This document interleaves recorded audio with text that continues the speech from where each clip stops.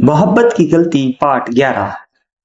हम जैसे ही एक खेल से फारिग हुए तो मैं हिना को कहने लगा, अगर आपके पास कुछ टाइम हो तो हम दूसरा खेल भी शुरू कर देते हैं। हिना कहने लगी, जैन मुझे बहुत डर लग रहा है। जैन कहने लगा, हिना मैं मैनेज कर लूंगा। लेकिन हिना इनकार करने लगी, कहने लगी, फिर हम ऐसा खेल कभी भी नहीं खेलेंगे। लेकिन मुझे उसकी बातों से लग रहा था, ये इस खेल के लिए दिल से राजी है, लेकिन ये मुझे मिन्नतें करवा रही है। हिना ने जैन से बहुत मिन्नतें करवाईं और दूसरा मैच खेलने के लिए राजी हो गई और कहने लगी, जैन यही हमारी आखिरी बारी है, उसके बाद हम कोई मैच नहीं खेलेंगे। जैन कहने लगा, ठीक है। अब जैन ने उसके बालों को पकड़ा। अब हिना काफी सुकून महसूस कर रही थी और अब उसने अपनी आंखें बंद कर ली। तकरीबन 10 से 15 मिनट हम ऐसे ही सुकून हासिल करते रहे। अब हिना कहने लगी, जैन मैं जल्दी आपको बॉलिंग करती हूँ, आप जल्दी से बैटिंग के लिए आ जाएं। मैंने अपनी फास्ट बॉलिंग पिच तैयार की। जैन छक्के और चौके मारने लगा। जैसे ही जैन छक्के और चौके मार रहा था, हिना काफी सुकून महसूस कर रही थी और हिना ने गूगली बॉल फेंक कर मुझे स्टंप आउट कर दिया। और आज भी मैंने अपनी तेज तरीन सेंचुरी मुकम्मल की। मैं फ्रेश होने के लिए वॉशरूम चला गया और हिना ग्राउंड से अपने कमरे में चली गई। आज मुझे हिना के साथ क्रिकेट मैच खेलने में बहुत सुकून मिला, क्योंकि मैंने अपनी तेज तरीन सेंचुरी मुकम्मल की। और अब मैं ग्राउंड से अपने कमरे में आ गया था और बेड पर लेट गया। जैसे ही मैंने आंखें बंद की, ख्वाब में दोबारा हिना मेरे पास आ गई और हिना कहने लगी, जैन आज आपने मुझे बहुत सुकून दिया है और आप मेरे साथ दोबारा कब क्रिकेट मैच खेलेंगे। तो जैन कहने लगा कि जब आप चाहोगी मैं आपके साथ क्रिकेट मैच खेल लूंगा। हिना कहने लगी, जैन आप तो बहुत अच्छी क्रिकेट खेल लेते हैं, आप तो मिसबा से भी बहुत बड़े खिलाड़ी हैं। जैन कहने लगा, हिना मैं मिसबा से भी नहीं, शाहिदा अफरीदी से भी बहुत बड़ा प्लेयर हूँ। जैन कहने लगा कि आप बॉलिंग भी बहुत अच्छी कर लेती हैं। अब हिना जैन से कहने लगी, जैन मुझे आपसे एक जरूरी बात करनी है। जैन कहने लगा, बोलो क्या बात करनी है।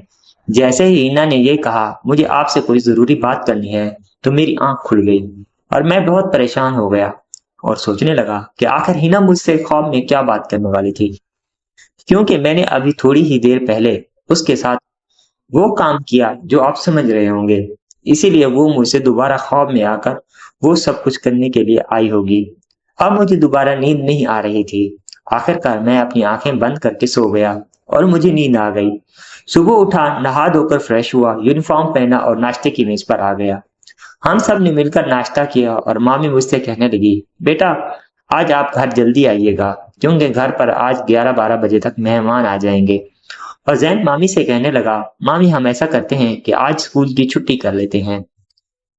मेहमान आएंगे तो घर पर और किचन में बहुत काम काज होगा और मार्केट से सौदा सलाह भी लाना होगा। मामी कहने लगी, ठीक है बेटा, जैसे आपकी मर्जी। मैं वापस अपने रूम में आया और यूनिफॉर्म उतारा और दूसरे कपड़े पहन लिए। आज मैं कुछ एक्स्ट्रा तैयार हुआ, क्योंकि आज मेरे घर पर रिमशा आने वाली थी और मैंने रिमशा को कुछ इम्प्रेस भी तो करना था। लेकिन वो अभी तक मुझसे पूरी इम्प्रेस नहीं हुई थी और मैंने उसको अपना नंबर भी दे दिया था, लेकिन अब तक उसने मेरे साथ राब्ता नहीं किया। जैसे ही 10 बजे मामी ने मुझे सामान की लिस्ट थमा दी और कहा कि बेटा ये सब चीजें लेकर आ जाओ। और मैं मामी से कहने लगा कि आप मेरे साथ किसी को भेज दें जो बाइक पर पीछे सामान पकड़ कर बैठ जाए। तो मामी कहने लगी कि आप हिना को साथ ले जाएं, क्योंकि आज हिना ने किचन में काम करना है और जो चीज एक्स्ट्रा उसको जरूरत होगी तो वो ले लेगी। मामी ने मेरे मुंह की बात ही छीन ली और कहने लगी, सामान लेकर आना कोई मसला नहीं था, लेकिन मैं हिना को साथ लेकर जाना चाहता था। मैं हिना के कमरे में गया और हिना को आवाज दी, हिना चादर वगैरह पहन लो और हम मार्केट चलते हैं। हिना कहने लगी, जैन ये बताओ अम्मी से पूछ लिया। जैन कहने लगा, हाँ मामी से पूछ लिया है। हिना कहने लगी, जैन आप मुझे 15 मिनट दे दें, मैं तैयार होकर आती हूँ। आप बाहर जाकर मेरा वेट कर ले। मैं बाहर जाकर हिना का इंतजार कर रहा था। इतने में अस्मा मेरे पास आई और कहने लगी, जैन आप कहाँ जा रहे हैं। जैन कहने लगा, अस्मा मैं और हिना मार्केट से सामान वगैरह लेने जा रहे हैं, क्योंकि आज हमारे घर में मेहमान आने वाले हैं और दावत का इंतजाम भी करना है। जैन अस्मा से कहने लगा, आपकी तबीयत कैसी है। तो अस्मा कहने लगी, जैन आपने और हसन ने मेरी तो जान ही निकाल दी थी। मेरी तबीयत आज ही कुछ बेहतर हुई है। जैन अस्मा से कहने लगा, अस्मा जब भी आपको मेरी जरूरत हो तो बंदा ही ना चीज हाजिर है। तो अस्मा कहने लगी, जैन जब मुझे आपकी जरूरत होगी तो मैं आपको बता दूंगी। जैन कहने लगा, ये बताओ मेरे साथ अच्छा लगता है या हसन के साथ? तो अस्मा कहने लगी, मुझे आप दोनों के साथ बहुत अच्छा लगता है, अब मैं आप दोनों के बगैर नहीं रह सकती। मैं उससे कहने लगा, आप अभी अपने कमरे में चली जाएं, हिना आने वाली है, अगर हिना ने हमें देख लिया तो मसला बना देगी। बस मैं अपने कमरे में चली गई। 2 मिनट के बाद हिना भी तैयार होकर आ गई और हिना कहने लगी, चलो जैन देर हो रही है। मैं हिना से कहने लगा, हिना पहले आप ये बताओ कि आप क्या खाना पसंद करेंगी। हिना कहने लगी कि पहले हम सामान वगैरह ले लेते हैं, लेकिन जैन कहने लगा कि पहले हम कोई खाना पीना कर लेते हैं, उसके बाद सामान वगैरह लेकर सीधे ही घर चले जाएंगे। तो हिना कहने लगी कि आइडिया तो बहुत अच्छा है, ऐसा ही करते हैं कि सामान वगैरह लेकर फिर सीधे घर चले जाएंगे। जैन हिना से कहने लगा कि आपको क्या खाना पसंद करोगी। हिना कहने लगी, जैन नाश्ता तो हम लोग घर से करके ही आए हैं, ऐसा करते हैं चाय ही पी लेते हैं। जैन कहने लगा, चाय के साथ 2 पिज्जा पराठे भी मंगा लेंगे। मैं हिना कहने लगी कि जैन जैसे आपकी मर्जी। हम एक अच्छे से होटल पर आ गए थे। जैन मुझे फैमिली हॉल में लेकर आ गया। हमारे जैसे और भी कपल्स वहां पर पहले से मौजूद थे। हम जाकर कुर्सियों पर बैठ गए। 5 मिनट गुजरे थे कि वेटर हमारे पास आ गया और उसने हमें मेन्यू दे दिया। अब मैंने 2 पिज्जा पराठे 2 चाय ऑर्डर कर दी। थोड़ी ही देर में वो तैयार होकर आ गए। मैं हिना से कहने लगा, जल्दी इनको खत्म करो, फिर मार्केट चलते हैं। जैन हिना से कहने लगा, जब आप रात को वहां से चली गई तो मैंने ख्वाब में आपको देखा। आप बहुत पुरजोश होकर कहने लगी, जैन ख्वाब में क्या देखा? तो जैन हिना से कहने लगा, जो मैंने आपको जन्नत की सैर करवाई थी। आप दोबारा मुझसे कह रही थी कि आप मुझे जन्नत की सैर करवाएं। ये सुनकर हिना हंसने लगी और कहने लगी, जैन आप बातें बहुत कमाल की करते हैं। ये सुनकर बहुत हंसी आती है। जैन कहने लगा, मैं आपसे कोई मजाक नहीं कर रहा। रात आप ख्वाब में वाकई मुझसे सुकून चाहती थी। जैसे ही मैं आपको सुकून पहुंचाने लगा तो मेरी आंख खुल गई। मैं दोबारा आपके रूम में आना चाहता था, लेकिन मेरे दिल ने गवारा नहीं किया कि आपको नींद से बेदार करूं। ये सुनकर हिना जैन से कहने लगी, जैन ये तो आपने बहुत ही अच्छा किया, क्योंकि रात में बहुत ज्यादा थक गई थी और मेरे जिस्म में भी बहुत ज्यादा दर्द था। हम दोनों ने पिज्जा पराठा मुकम्मल किया, चाय भी पी ली। अब हम जल्दी से होटल से बाहर निकले और मार्केट की तरफ रवाना हो गए। हमने जल्दी जल्दी सामान वगैरह खरीदा, घर की तरफ रवाना हो गए। हिना कहने लगी, जैन भाई जल्दी चलाओ, मेहमानों के पहुंचने से पहले हम लोगों को पहुंचना होगा।